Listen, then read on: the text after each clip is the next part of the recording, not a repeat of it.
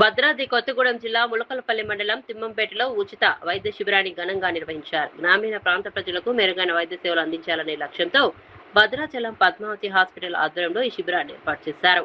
బూర్గం పహాడ్ అశ్వారావుపేట మాజీ ఎమ్మెల్యే తాటి వెంకటేశ్వర్లు ముఖ్య అతిథిగా హాజరై రిబ్బన్ కట్ చేసి శిబిరాన్ని ప్రారంభించారు.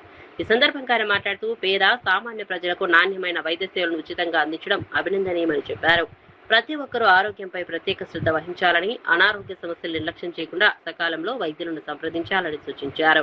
శిబిరంలో డాక్టర్ మండవ తేజస్విని మహిళలకు సంబంధించిన ఆరోగ్య సమస్యలను పరిశీలించి వైద్య సలహాలు అందించారు.